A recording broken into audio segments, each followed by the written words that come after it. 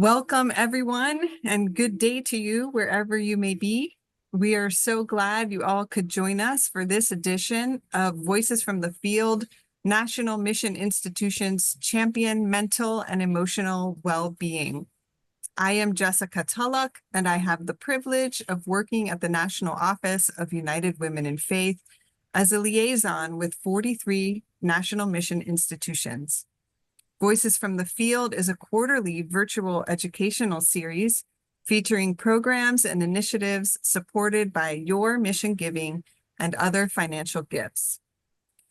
Mental Health Awareness Month was founded in 1949 by an organization called Mental Health America to educate the public about mental illness and the impact that it has on the well-being of children, families, and communities as a whole. Economic pressures, friends and family, upbringing, and life experiences all affect our emotional well-being. Research shows that over the past 15 years, the mental health of youth in particular has significantly declined. Even many of us, as Susan mentioned in her prayer, experience higher levels of stress and anxiety than we ever have before.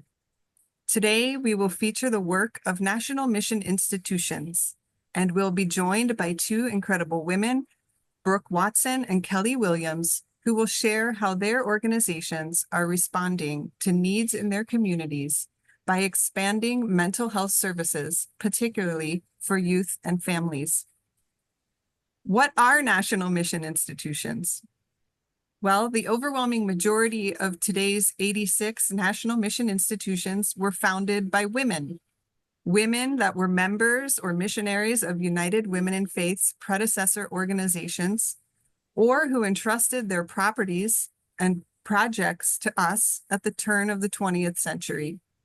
Our foremothers were called to respond to the needs of marginalized and neglected communities, establishing social service programs across the United States. Today, many of these programs still thrive as independent, autonomous, nonprofit agencies referred to as national mission institutions. The national mission institutions continue to respond to the evolving needs of marginalized communities and populations. United Women in Faith members play an important role in supporting national mission institutions through their gifts of time and talent as volunteers, advocates, and as members of the boards of directors. With your financial contributions to United Women in Faith, the National Office supports national mission institutions through grants, technical support and trainings, and networking opportunities. Throughout our program today, we'll hear more about the loving care and healing that two national mission institutions provide to more than 1,000 young people and their families every year.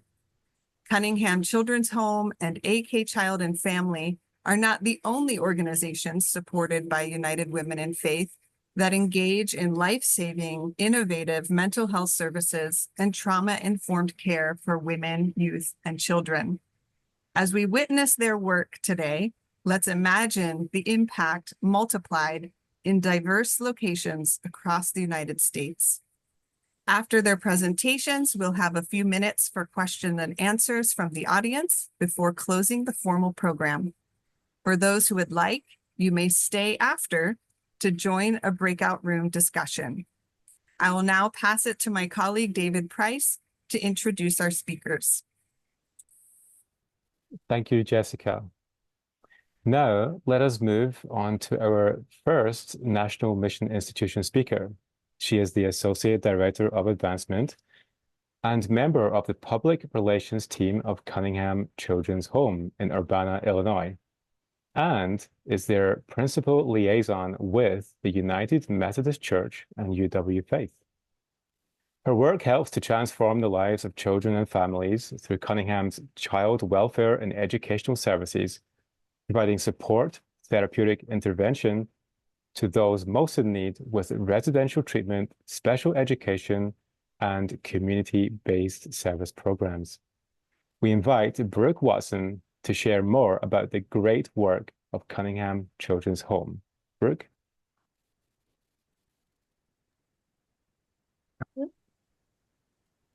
Thank you, David. Welcome. I'm excited to be here this afternoon. Many of you might know the history of Cunningham Children's Home, located in Urbana, Illinois, which is about 160 miles south of Chicago. But if you're a new friend to Cunningham, allow me to share a little bit about our mission. Cunningham was established in 1895 when Judge Joseph and Mary Cunningham deeded their large country estate in rural Urbana to the women of the United Methodist Church. The day the home was deeded, Judge Joe wrote in his journal, "May God's blessings go with this gift, and may it be the means for doing much good." You all, the women, have served as incredible stewards of our mission for over 129 years, serving kids in need. This includes generations of units from the Illinois Great Rivers and Northern Illinois Conference. The women have served alongside our staff, answered the calls of support to provide funding for capital campaigns and in-kind items, and have prayed for our young people and families, and we're so grateful.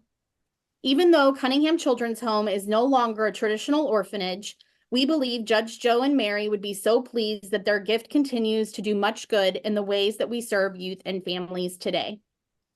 Cunningham has evolved from an orphanage and deaconess's home into an exemplary child welfare and educational services agency that specializes in residential treatment, including a program for youth that are in state protective services, and a second temporary residential program for unaccompanied migrant youth from the southern border of the U.S., as well as special education and community-based counseling services. We use a trauma-informed care approach to work with young people who have severe behavioral and emotional challenges. The science has shown that traumatized youth are actually operating from the lower part of their brain stem, where it's survival mode, rather than being able to use the frontal system, which helps to better control behavior and emotions. Youth who've experienced trauma often are in this heightened state of alertness. It's almost like their brains are revved up all the time and they're unable to process their behavior and emotions. And they need therapeutically sensitive interventions to get them developmentally back on track. So we respond with a community of highly skilled and caring staff who listen and work with our youth to provide that therapeutically sensitive environment. And when we understand where our youth are coming from, we can give them the right kind of care so they can process their past, learn to self-regulate their behavior, and then form healthier relationships in the future. Our staff has done an incredible job using the trauma-informed care approach with our youth that are in state protective services through our residential treatment program, and they've been doing that for decades. But really, it was over the last 20 years in particular that the success we've had with helping really challenging kids find hope and healing has been significant and gained notice. And child welfare providers and special education advocates throughout Central Illinois saw the work we were doing and wanted to know if Cunningham staff might have additional resources or support to help address youth and families who have faced difficult life circumstances, including trauma, but also that have special education needs and mental health diagnoses. The idea is, what if Cunningham could be part of the systemic solution and provide earlier interventions to support families before they're so deep in crisis that the family unit breaks apart or youth end up in the juvenile justice system? I'm so grateful and excited to share that Cunningham has answered the call. Last year, we served 846 youth and families facing difficult life circumstances throughout Illinois. Of those, 640 were individuals and families served specifically through our special education and community-based counseling programs. Additionally, 50% of those served came from communities of color, and 55% are between the ages of 10 and 19 years old. Recently, life hasn't been easy for Julian and his family, as Julian has had multiple run-ins with law enforcement. Julian had always been a good kid. He'd done well in school. He participated in extracurricular activities. So it was very scary and confusing just how quickly his life was spiraling down this troubling path. But thankfully, Julian agreed to participate in Cunningham's Family Stronger Together program.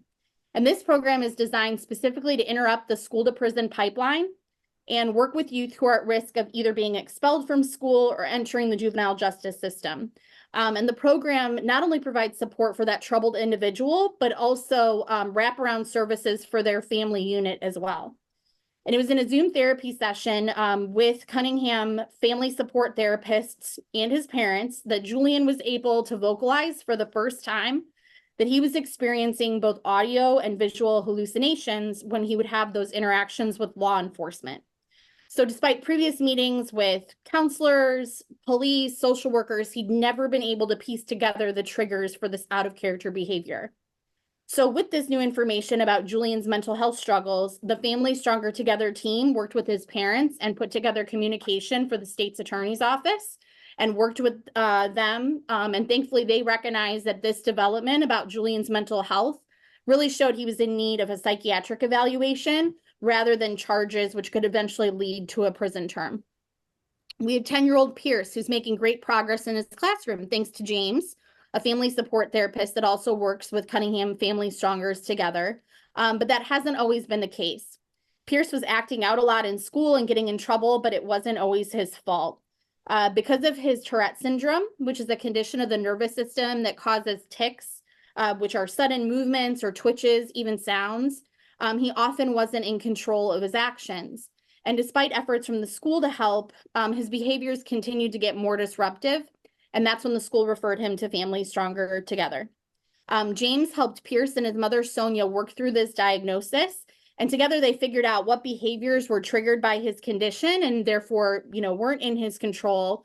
But they also discovered that there were some things that Pierce could do to actively change his behavior.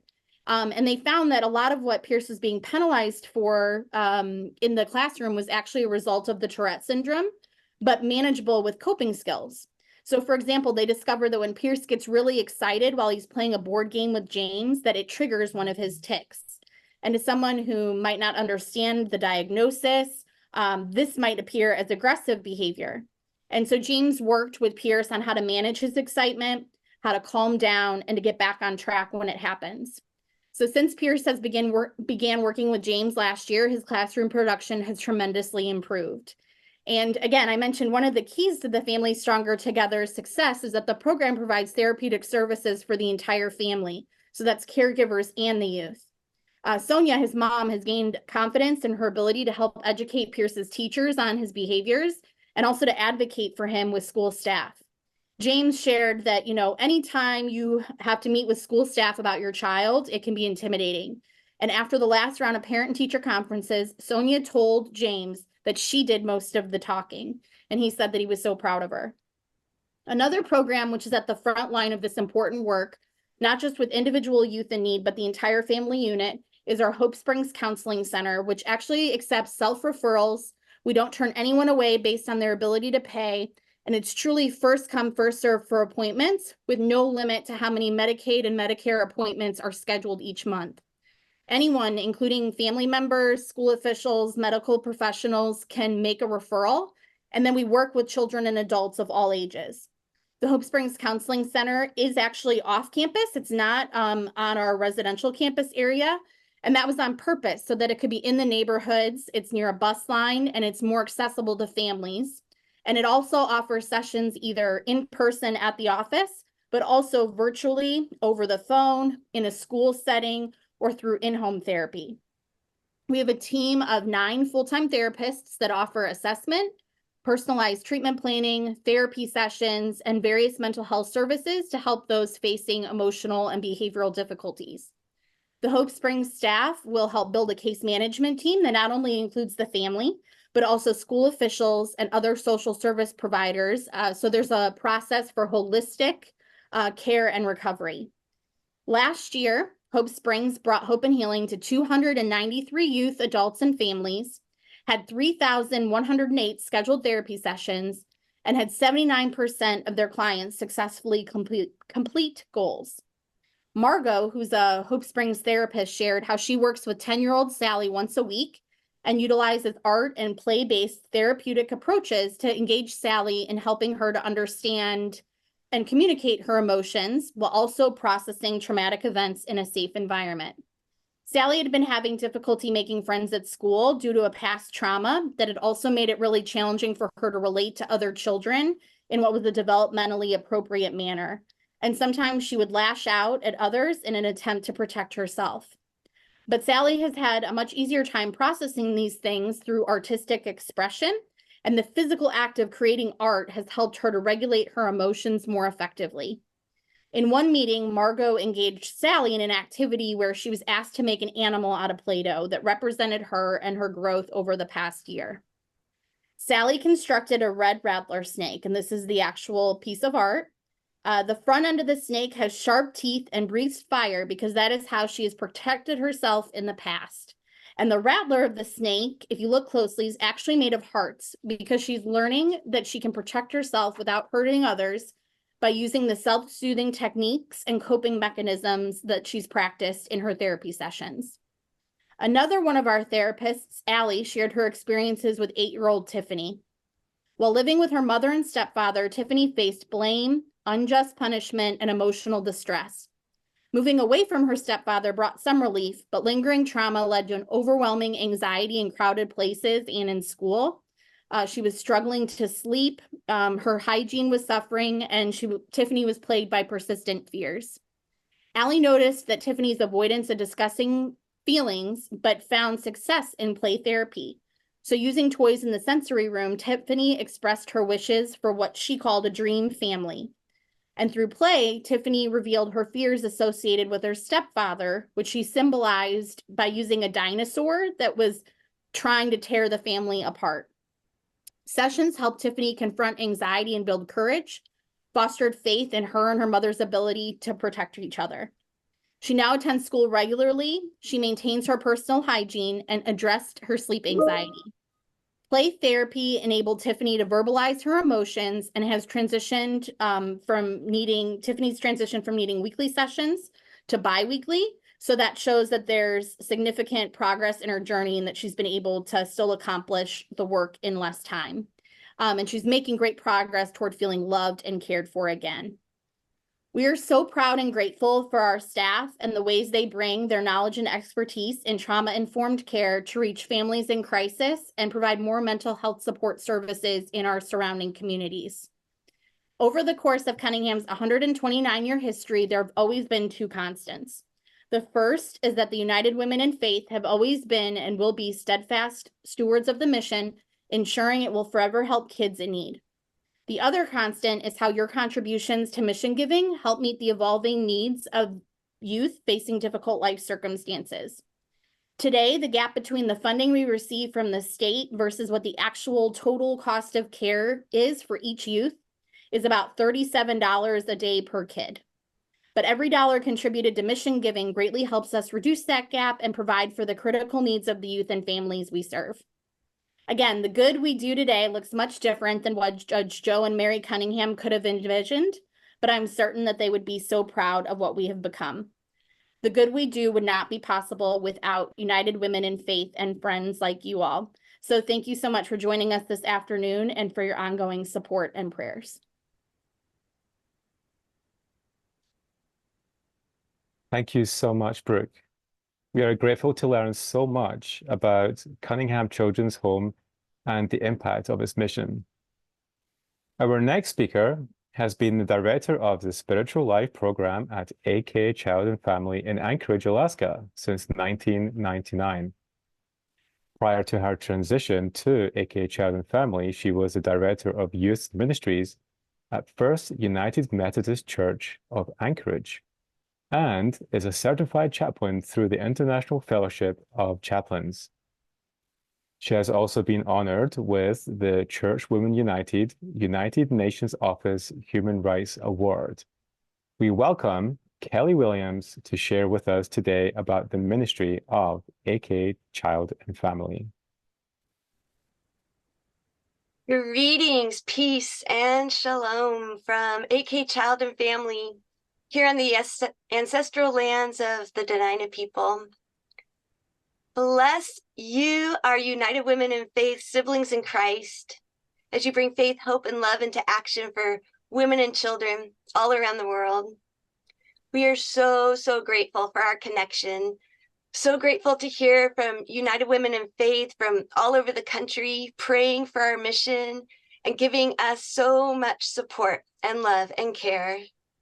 Thank you from the bottom of our hearts. And during these few minutes, I just want to celebrate our partnership and ministry. The mission statement of AK Child and Family is based on the spirit of Christ's love AK Child and Family provides quality care and treatment for children and families who need special assistance to develop self-esteem and the ability to live in harmony with others. Our core values spell out the word spirit: students, positive integrity, respect, innovation, and teamwork. AK Child and Family is the first and only entity in Alaska to become sanctuary certified. This has been almost a decade-long process and journey for us, working to ensure that every single aspect of our agency is aligned with best practices and trauma-informed care. Sanctuary certification symbolizes an organization's commitment to a trauma-sensitive environment for the people served and a better work environment for employees. Sanctuary certification is designed to promote, sustain, and strengthen an organization's commitment to the maintenance of a trauma-informed culture for all. Since 1890, when we started as the Jesse Lee Home in Unalaska, we've been bringing hope, healing, and the good news to needy kids. And we at AK Child and Family are so deeply grieved by the Indian boarding school tragedies, and to know that our predecessor agency, the Jesse Lee Home, played a part. Today, as a behavioral and mental health agency, we strive daily towards healing. The Jesse Lee Home was one of 33 boarding schools in Alaska that housed many children, some of whom were orphaned by the epidemics that swept across much of rural Alaska in the early 20th century. As a trauma-informed agency, we acknowledge the devastating impacts of colonialism, historical, generational, and institutional trauma. We witness these effects to this day and are pained, knowing that some of these trauma wounds were inflicted by those who've done work under our name and under God's name. We're committed to healing and will partner with Indigenous people in a restorative walk together. We acknowledge there is much to be done on this journey toward truth and justice. We're committed to traveling a reconciling path alongside all who have, currently are, or will work with us toward a brighter future for us all. We pray for restoration and healing of all harm, and we pray that the one who created all blesses that journey. In our residential treatment center, we have 6 cottages with 60 beds, and we have over 100 kids in community program care and community-based services and our own therapeutic foster homes, and we have over 200 staff. Our kids' mental health needs are so intense that it's almost a 1-to-1 ratio, because they need to be checked on every 5 minutes or so to make sure they're not harming themselves or others. The kids in our community-based program services range from 18 months to 20 years old, and in residential, 11 years old to 18. We're treatment for kids with intense mental health care needs that require 24/7 care. Our kids have many kinds of services that they receive. Every week, they have 3 weekly therapy sessions with master's level clinicians. So they have individual, family, and group therapy, and also learn life skills, anger management, do grief work, work on communication and social skills, as well as doing school and recreation. AK Child and Family treats kids with trauma of every kind: sexual, physical, mental, generational, cultural, and climate trauma. We need to name those traumas, to speak them.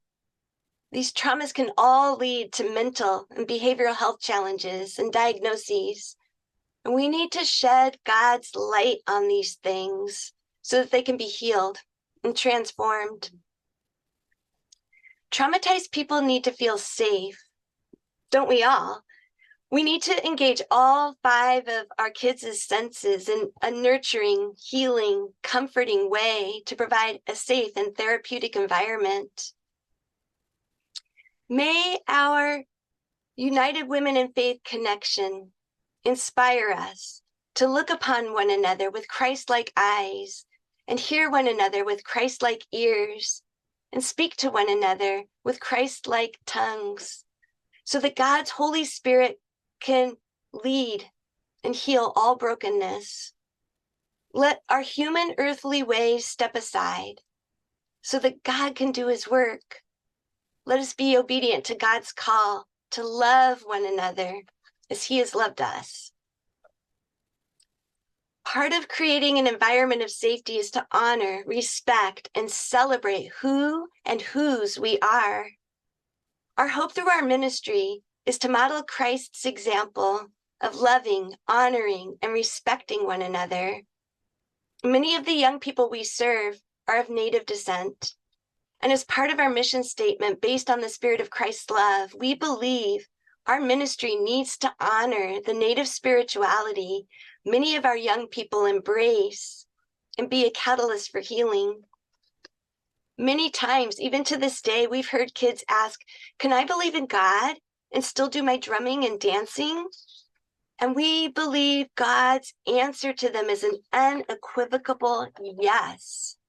We hope to mirror Alaska Native values because they're a beautiful reflection of God's unconditional and endless love for us. By educating and exposing our students to Native spirituality, we hope to break down prejudices and barriers that perpetuate negative stereotypes and alienation. We hope to instill pride and honor in our Native students and to be part of the circle of care that will help preserve beautiful and important traditions. We hope our non-Native students will gain respect of their Native peers and their culture and help to unify all students through increased understanding of one another's walks and ways. And of course, we have a fabulous full-time spiritual life department. We are an agency, only a few in the United States, that has this kind of care. Myself and our spiritual life minister, Daniel Spizek, and Chris Hawk, our music and special ministries coordinator, our sole purpose is to be here spiritually for our kids. We have chapel on Sundays, devotion times every day, story time where kids are read to and get warm cookies and milk. We have Native spirituality groups. We do monthly sweat lodges, which is like a sauna prayer ceremony. There's prayer boxes in every one of our cottages. And we have an email prayer chain that we hope that you'll join so that you can know what's on our kids' hearts and minds and lift them up in prayer. We have meditation groups and we provide sacred writings and Bibles, and we take the kids to camp twice a year. We have yearly talent shows and Christmas pageants, and every time a kid comes into care, they get a welcome basket with a handmade quilt and a few special items that are theirs to keep to help soften coming into treatment. Our spiritual life program is funded separately from the rest of our agency, and we rely on your support. The United Women in Faith National Office and circles and churches all across the country help fund our program. Most of the mental health services we provide are paid through Medicaid. And of course, there's separation of church and state. So we absolutely rely on your support. Thank you. To those of you who support our spiritual life ministry, our United Women in Faith connection is invaluable to the existence of our spiritual life program. Through AK Child and Family Spiritual Life, we aim to open the hearts of our kids who come into our care and help them to understand that there's a piece of them that's not broken. They are unconditionally loved and cared for, and that no matter where they've been, what they've done, what they've seen, what they've been called, they are children of God. There's a powerful self-fulfilling prophecy regarding what we tell our children, because when they're told they're bad and unwanted and worthy, they'll do anything to prove that's true. Because the love children have for their caretakers is one of the most powerful forces in the world. and it can create mental health or mental illness. Letting go of the past and stepping into the future, knowing the love of God in every present moment is what we work to do. The AK Child and Family Spiritual Life Department plays a huge role in helping kids to do this. So much of the care at AK Child and Family is about healing what has been broken by happenings and labels given in the world. Through spiritual life, we work to tap into the places that are still whole and unbroken, the pieces of the spirit so strong to survive such adversity. We focus on resurrection moments all around us, all the time, not just in Eastertide season. The symbol of the butterfly so often comes to mind, and the phrase, what the caterpillar calls the end of the world, the master calls a butterfly. Our spiritual life calls us to new and real life and calls us to step into the glory of our being and becoming all that we were created to be. We all need to be reminded every once in a while to turn from the darkness and stand in the light. And the kids at AK Child and Family need to be reminded of that much more than most people. Like I said, we have an email prayer chain that goes out to hundreds of people every week, and it's full of prayers from our students. And some are hilarious, and others are heartbreaking. I've been told it's one of the most intimate ways people connect to our students in our ministry and mission. And recently, we had all been praying for Tyler. His prayers were full of angst. He was feeling as if nobody hears my prayers, and I'm just feeling like there is no God and it's all made up. I just don't care anymore, he said. And for weeks, he struggled with his faith, and for weeks, we lifted him up in prayer. I got many responses from prayer chain participants sending encouragement and testimonies of their own times of struggle and doubt. Our prayer chain lists our students' celebrations and concerns, and sometimes we get to answer prayers as well. And so an answer prayer was from the young man Tyler, who was doubting and feeling as if God wasn't hearing or answering his prayers. He said, I found my answer. I was cleaning my room for once, and I found a heart medallion inside my heater vent. It said, Jesus loves me. And in that moment, there was a palpable feeling of peace in the room as Tyler shared his answered prayer. It was a powerful yet tender moment. And now his faith is solid again, and it's providing him with a great source of strength as he works to heal here in treatment at AK Child and Family. And Lucas has post-traumatic stress, anxiety, and depression from severe abuse he'd experienced at home with his father. And he wanted us to share a little bit of his story with you. He said, I came here for a lot of terrible reasons, like lack of trust and honesty. But one of the biggest reasons I came here was because I committed arson. I didn't like where I was living because it brought back too many bad memories. So I burned the place down. I learned not to do that again right after I did it. But what else I needed to learn was why I did it and how it affected other people, not just myself. I've learned a lot of stuff while I've been here. It took me a long time to get better. I've been here about 2 years now, but I know about respect and positivity and gratefulness, and I've learned about social activity. Before I got here, I never really ever talked to anybody, and I didn't have any friends. But now I see that I can finally enjoy my life, and I see a lot of time with my family, which is going to be so good. And when I leave here, I'm going to do a lot more God-related stuff like we've done in spiritual life. And I'm going to pray and try to find my way in the world. I want to work at a treatment center, maybe here, or maybe somewhere else. I think the best part of being here was meeting staff who've been really cool, and I will take some good considerations away from being here. If I come back to work here, I'll tell kids that it's hard at first, but after a while, it will get better. I would tell them to respect others and don't get into arguments with your peers and to enjoy your time here, because when you leave, you'll probably miss it and the people who've helped you. I feel ready to go home and have a good life and to be myself and be trusting and honest and positive and respectful to myself and others. United Women in Faith, thank you for all the ways you help the kids at AK Child and Family know that they are children of God and that we can all step into the glory of God's kingdom right here, right now, that we can be peacemakers and help to bring about heaven here on earth, that we can all be God's hands and feet. Thank you for being God's hands and feet on earth and for being such a big part of the ministry at AK Child and Family, and for all of your support of all of our fellow National Mission Institutes. Thank you.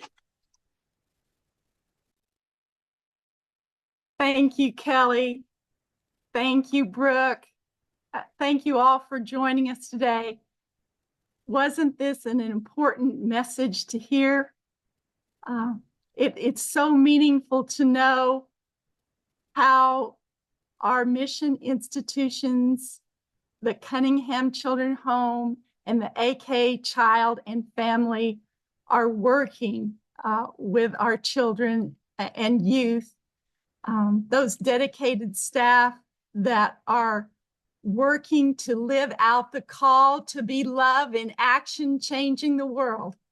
I had the privilege to be at AK Child and Family just this week with the Western jurisdiction, and being with Kelly in that space, I can see that she is bringing Christ to those that she works with, and we're so blessed to be a part of that work. I know the same thing happens at Cunningham Children's Home too. The stories that we've heard today describe just some of the ways that we support nearly 90 community centers, shelters, colleges, putting millions of dollars into action for women, children, and youth here and around the world each year. Gifts from individuals of faith like you make this work possible. So make your gift today. Any amount will be a blessing. So please text ACTION, ACTION, to 20503. Thank you for your support. Thank you for being here today. Help spread the news about Voices from the Field, that others might hear what's going on and all that we cover in this program.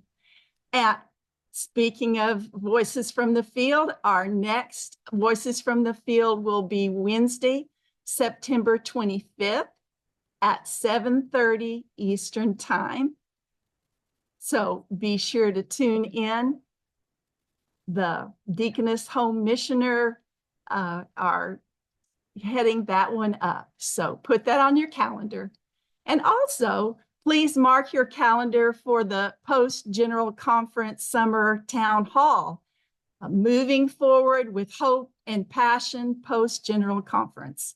This Zoom with General Secretary Sally Vonner will be May 23rd at 8 p.m. Eastern Time. So join us for that.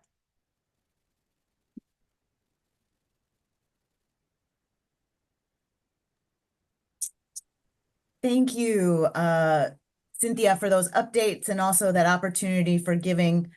These are just two examples of how your mission giving makes a difference in the world and impacts the lives of so many youth and children from Alaska to Illinois to the institutions we have around the United States and around the world.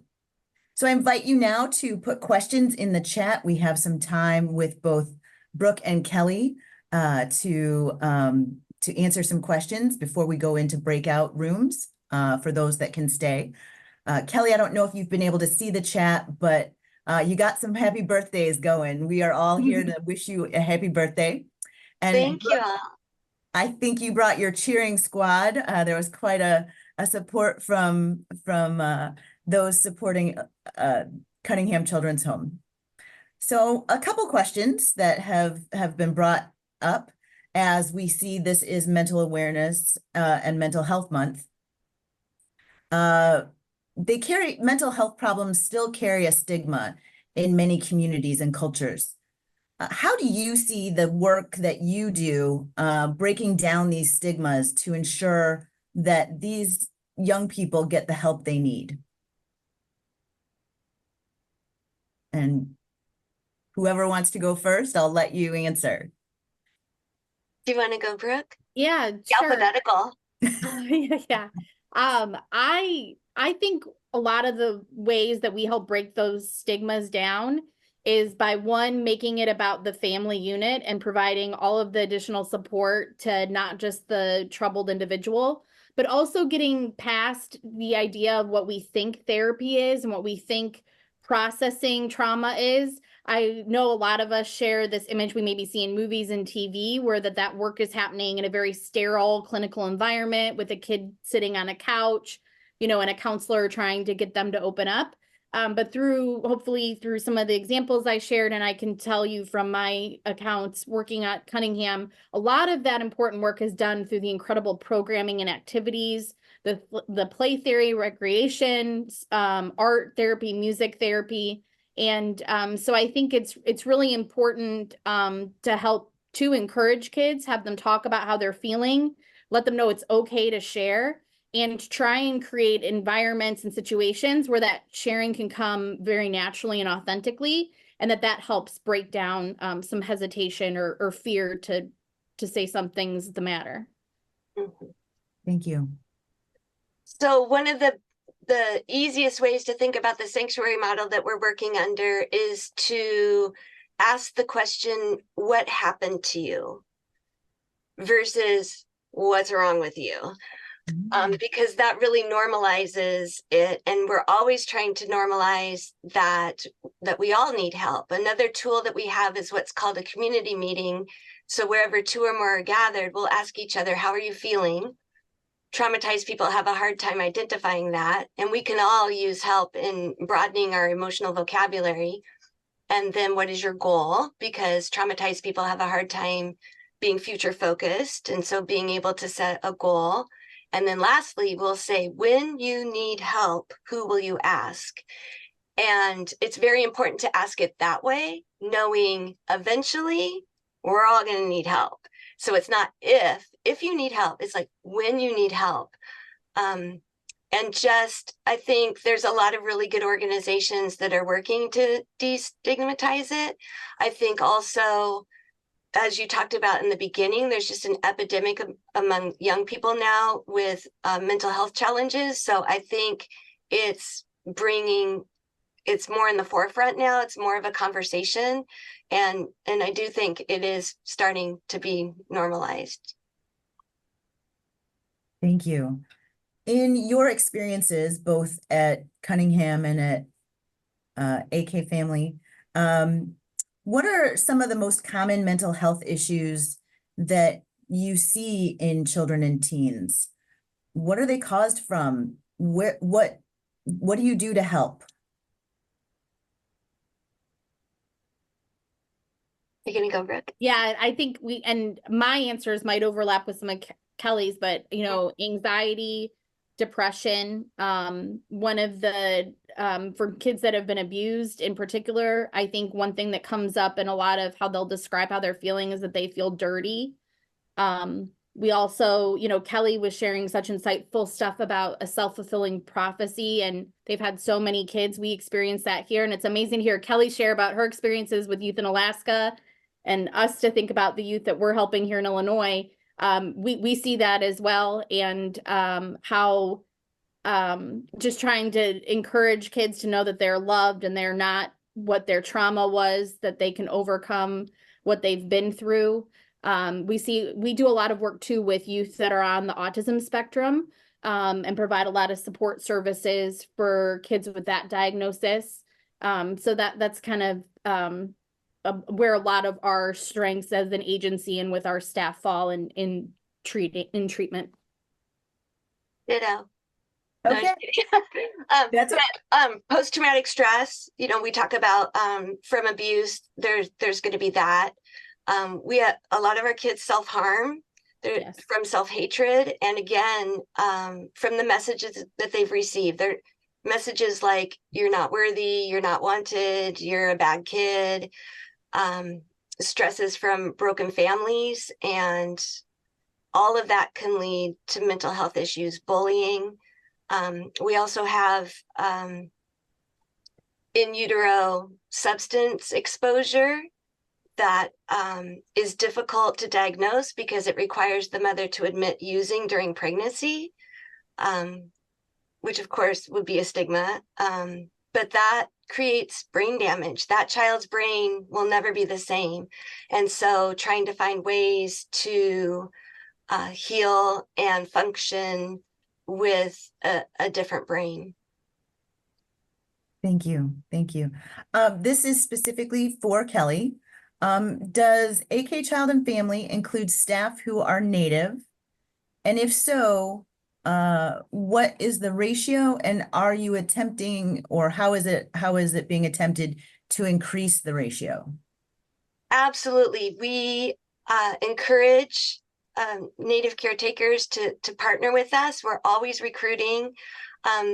It's challenging because there are a lot of good mental and behavioral health organizations through tribal entities in Alaska. And so a lot of people that we might want to come work for us are working for those entities.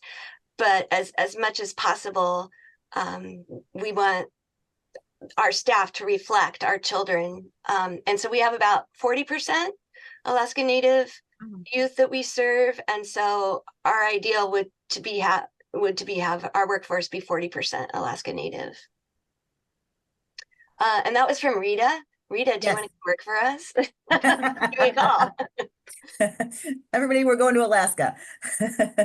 What are the things we can do to educate ourselves to be more aware of mental health issues and more responsive to others' needs? I can jump in, and I think it's being kind online, being kind on social media. That's a way that we can all make a difference. When something posts something that you don't maybe agree with, or it doesn't agree with your values, to not create a bullying environment and to try and listen. And I think also it's, we're seeing a lot of youth struggling in schools and in our communities, and there aren't enough mental health support resources to support what they need.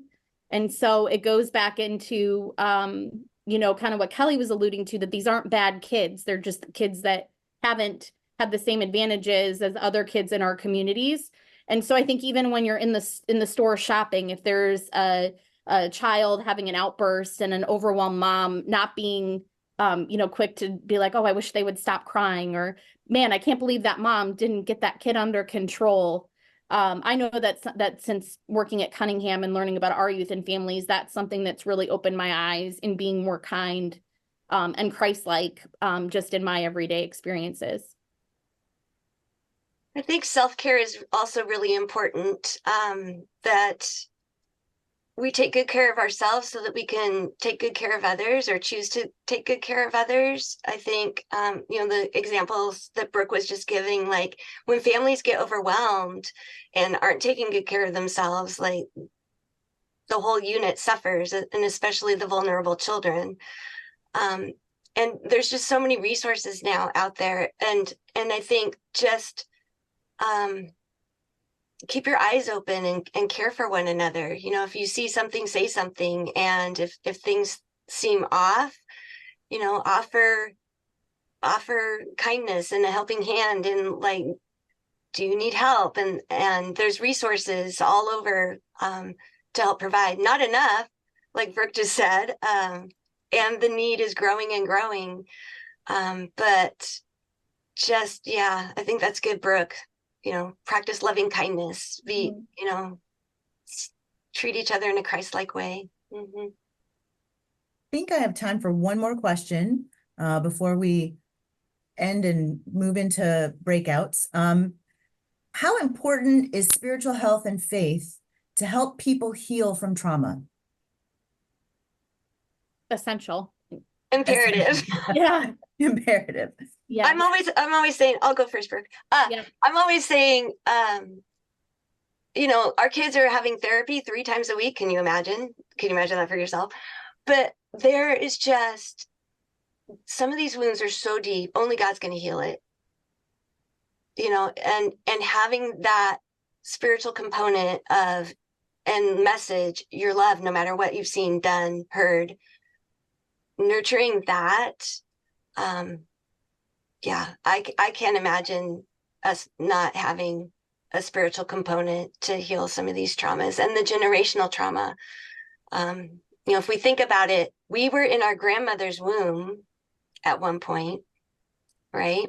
The egg that became us and our moms and then was in our grandmas. So it's generational trauma is real and physical. And yeah, we need God's touch to heal some of these very deep wounds, you know, on the whole planet as a human race, really. Thank you. I would- Thank you for I your would add work. amen. I mean, that's it. And I think too, we see, and that's the question we get asked being a faith-based agency, you know, does every youth get baptized a Methodist? And the answer is no. That's an option if they choose it. But, you know, believing in something, a higher power bigger than yourself, having some form of spirituality, even if that isn't Christianity, is really important on that journey for hope and healing. So I'm so grateful for our spiritual services. Chaplain Anne Fouquet provides that at Cunningham as well. Thank you again. Thank you all for spending your valuable time with us today. And see you at the next Voices from the Field conversation.